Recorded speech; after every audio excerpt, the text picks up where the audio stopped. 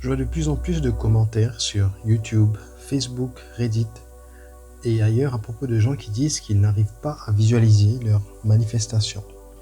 Il existe même un terme médical qui définit ce problème. Ce terme, c'est l'aphantasie, qui est l'incapacité de créer une image mentale.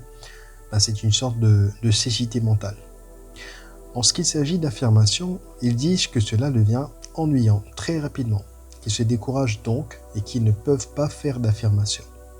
Si vous pensez que c'est votre cas, ou que vous connaissez quelqu'un qui fait face à ce problème, il existe une solution pour résoudre facilement tous ces soucis que vous allez découvrir dans cet épisode.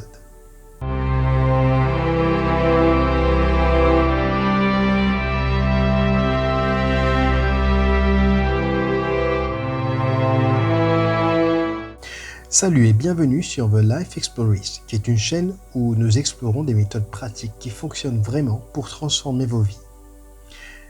Si vous éprouvez des difficultés ou bien une incapacité totale à utiliser des visualisations, des affirmations ou d'autres techniques de manifestation, vous pouvez cesser de stresser, car il existe bel et bien une solution pour tous ces problèmes.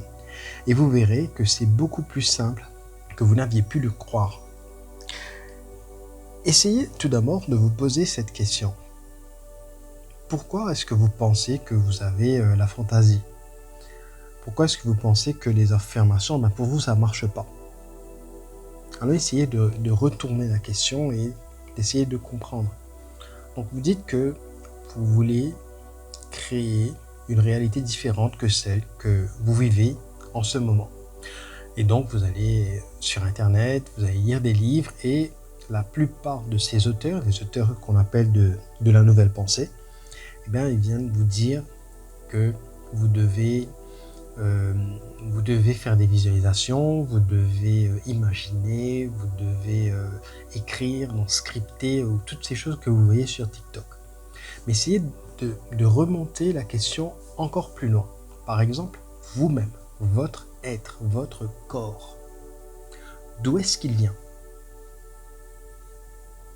Bien sûr, vous allez me dire, vous savez comment est-ce que les enfants naissent, mais vos parents, ils ont bien eu un désir que vous veniez au monde, pour la plupart des cas. Mais je vois déjà des gens qui vont me dire que oui, c'est quelque chose qui est discutable. Mais pourtant, consciemment ou inconsciemment, il y a bien eu un ou deux êtres qui ont voulu, soit pendant des mois, s'ils avaient la difficulté d'avoir des enfants, ou dans ce moment de plaisir, qui ont eu cette envie d'avoir un enfant.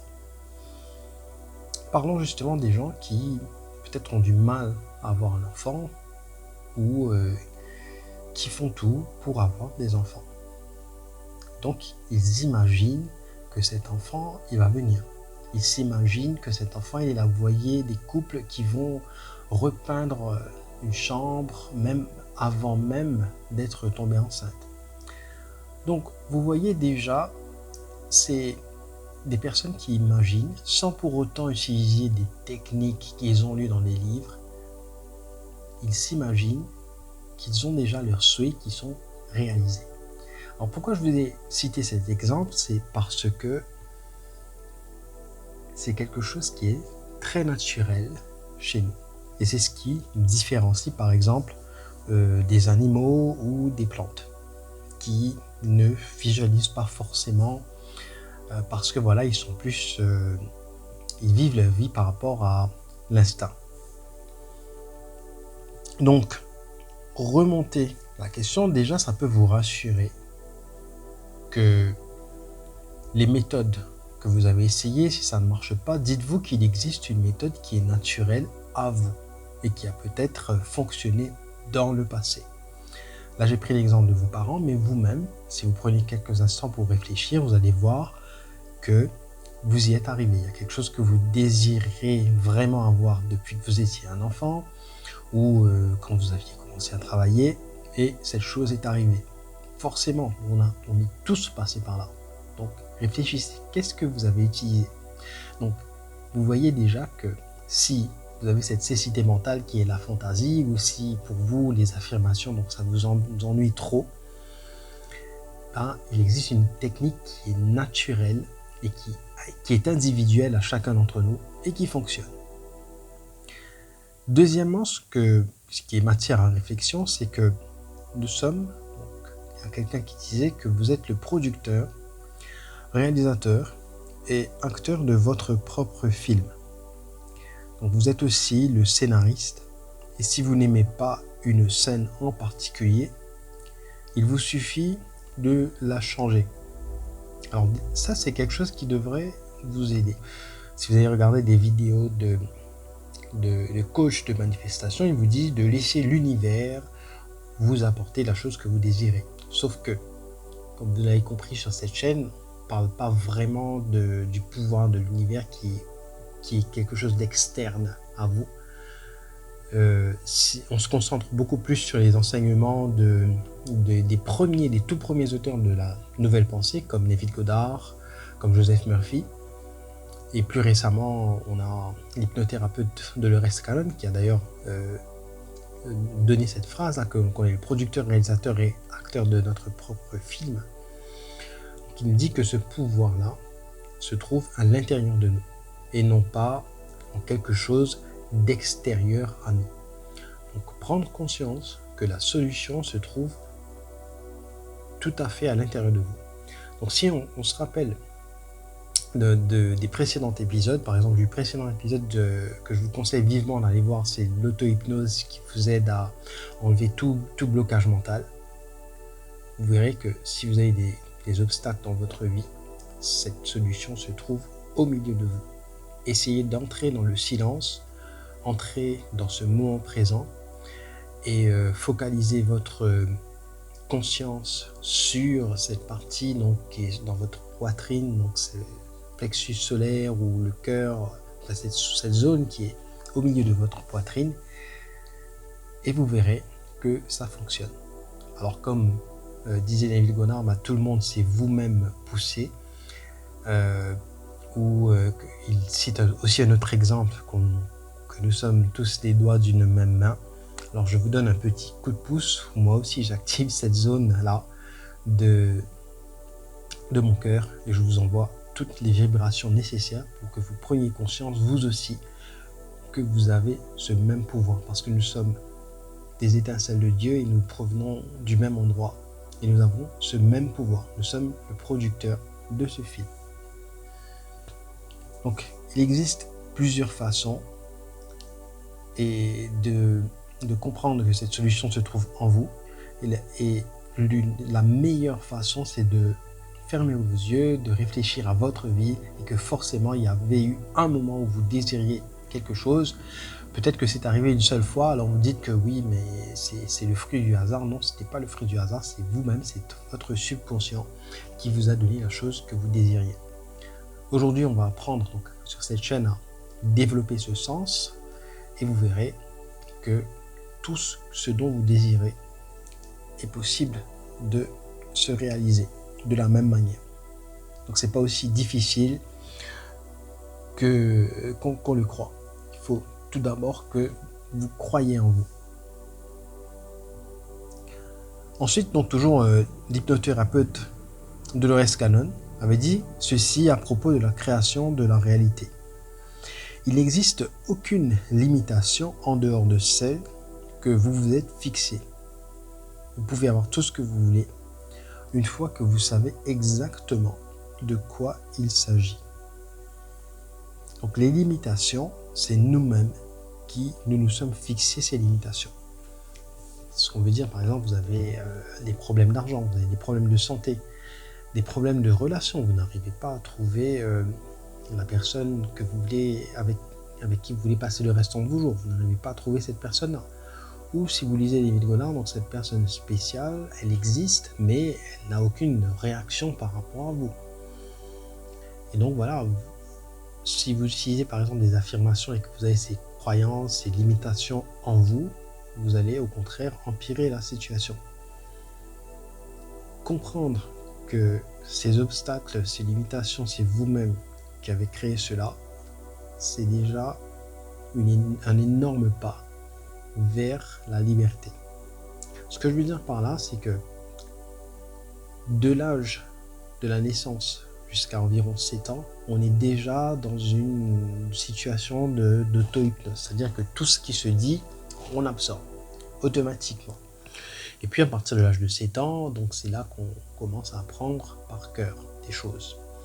Et si vous venez par exemple de différents milieux, la plupart du temps, que ce soit de la religion, il y a des parents qui vous répètent des choses, que vous n'avez pas le droit par exemple de faire ceci, de faire cela. Et très souvent, si vous venez par exemple d'une classe moyenne, on va vous répéter que non, ce genre d'objet, ce genre de vie, c'est pas pour vous. Ou c'est pas accessible pour vous par rapport à ce d'où vous venez.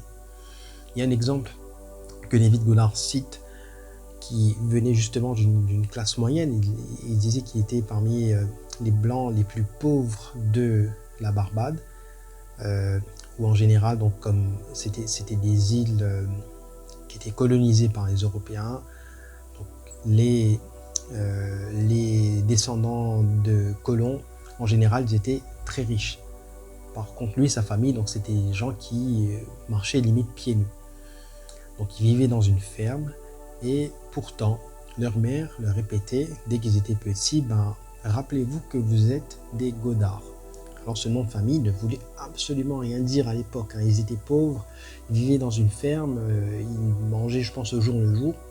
Donc ça voulait absolument rien dire. Ça ne veut pas dire que leur nom de famille était quelque chose de fameux, mais il cite cet exemple parce que lui, ses frères, son père sont devenus donc des personnes extrêmement, qui ont eu une vie absolument réussie. Il cite toujours son frère et son père qui jusqu'à aujourd'hui, vous allez voir sur internet, il y a une entreprise qui s'appelle Goddard et compagnie qui vend de l'alcool sur l'île de Barbade qui est le numéro 1 jusqu'à aujourd'hui.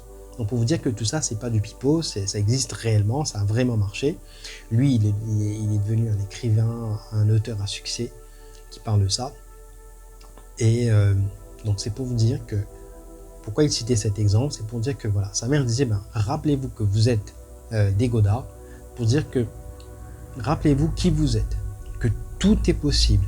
Et donc, il encourage justement tous les parents, tous les gens à répéter, vous pouvez prendre un exemple. Bon, rappelez-vous votre nom de famille, rappelez-vous qui vous êtes, que vous n'êtes pas n'importe qui, que vous n'êtes pas des moins que rien, ça n'existe pas ça. Pour personne, ça n'existe pas ce terme moins que rien. C'est la société qui a créé cela, mais vous comprenez que son enseignement, c'est que tout le monde, sur le plan de la création de la réalité, a exactement le même potentiel. Donc ça devrait abattre énormément de limitations que vous vous êtes auto-créées. Ensuite, bien sûr, vous êtes passé par la phase collège, lycée, université, et si, par exemple, vous vous habillez mal, ou vous étiez en surpoids ou en sous-poids, ou vous étiez d'une minorité ethnique, on s'était moqué de vous, tout ça, ça crée au fil des années, ça cumule ces limitations-là, ça grandit dans votre vie. Alors, qu'est-ce qui se passe? C'est que quand maintenant vous êtes adulte, vous avez découvert les œuvres de la nouvelle pensée, vous avez essayé d'appliquer les méthodes qui étaient écrites dans ce livre, vous voyez par exemple des commentaires, des gens qui réussissent leur vie, que les choses ont l'air hyper faciles pour eux. On vous dit pourquoi ça ne marche pas pour vous? C'est à cause de ces limitations que vous êtes créées vous-même. Donc, comme expliqué un peu plus tôt dans cette vidéo, il faut remonter vous-même un peu plus tôt dans votre vie, quand vous étiez plus jeune. Malgré tous les soucis par lesquels vous êtes passé, il y a forcément une petite chose, un petit moment qui a fait un petit déclic que vous pouvez influencer votre réalité. Moi, je me rappelle que ça avait commencé quand j'étais dans ma chambre, que je pensais que oui, je pouvais contrôler le temps, je pouvais faire vanter le rideau. C'est un détail, c'est un tout petit détail. Et puis, j'ai remarqué que quand je pense à quelqu'un qui vient, et bien quelques secondes après, il vient. Donc ça, c'est depuis tout petit. Et maintenant, on comprend les places de parking, et ces choses comme ça, c'est des choses qui arrivent. Pour des gens, c'est beaucoup plus difficile. Mais une fois que j'ai pris conscience que, depuis petit, il y avait ces choses-là, que j'avais la foi que ça allait arriver, et bien, ça fonctionnait réellement. Donc, ça nous amène vers le thème de la loi de la croyance qu'on avait vu dans un épisode précédent aussi, qui a été un peu plus élaboré par Joseph Murphy. je vous conseille de lire les œuvres de Joseph Murphy. C'est souvent beaucoup plus facile que Neville Goddard, que Abraham Hicks. Par exemple, vous voyez énormément de vidéos sur YouTube, sur TikTok à propos d'Abraham Hicks qui donne du contenu donc qui est valable, hein, sauf que elle a déjà atteint un stade où elle est dans une sorte de plénitude où tout va bien pour elle. Alors c'est pas forcément applicable, même Neville Goddard n'est pas forcément applicable pour les gens qui débutent avec la loi de l'attraction. Et c'est pourquoi je vous recommande de lire les œuvres de Joseph Murphy. On va avoir encore d'autres épisodes sur ce thème-là. C'est la loi de la croyance, la loi de la foi, the law of belief, comme on dit en anglais. C'est que si vous croyez, par exemple, que vous n'avez plus d'obstacles, et bien ces obstacles-là vont s'autodétruire par eux-mêmes. Donc ce que je veux dire par là, c'est que vous, par exemple, vous êtes en train de manifester d'avoir un copain ou une copine. Vous manifestez d'avoir cette personne spéciale qui vient dans votre vie. Et ça ne marche pas. Pourquoi? Parce que votre visualisation, vos affirmations, le fait de scripter, pour vous, ça ne vous amène à rien. Alors la première chose à faire dans ce cas-là, c'est de manifester que vos affirmations réussissent.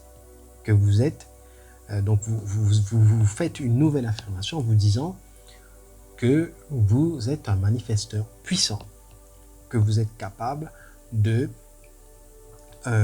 d'affirmer des choses et que ces choses se réalisent, que tout ce que vous écrivez, par exemple, que vous êtes en train de scripter, que vous mettez sur votre oreiller, vous vous dites vous-même que ce que je suis en train d'écrire, eh bien, ça va se réaliser.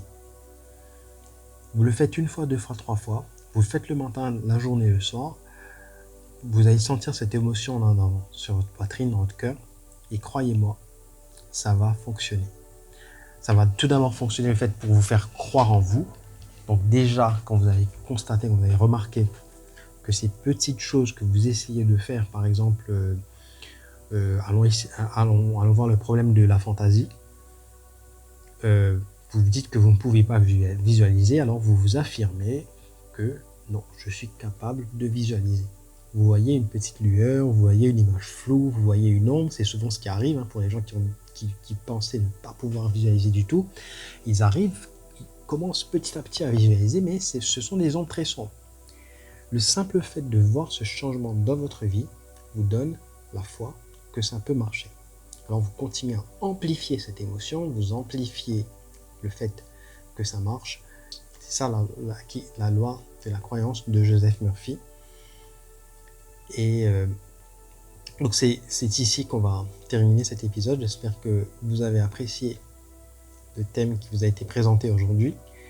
N'oubliez pas de nous laisser un pouce bleu si vous avez apprécié cette vidéo et de nous laisser un commentaire. Donc pour vous, c'est quoi les difficultés? Donc est-ce que ça a été couvert dans cette vidéo? C'est quoi les difficultés que vous éprouvez à manifester ou à utiliser telle ou telle technique? Donc merci encore d'être resté jusqu'à la fin. À bientôt pour un nouvel épisode.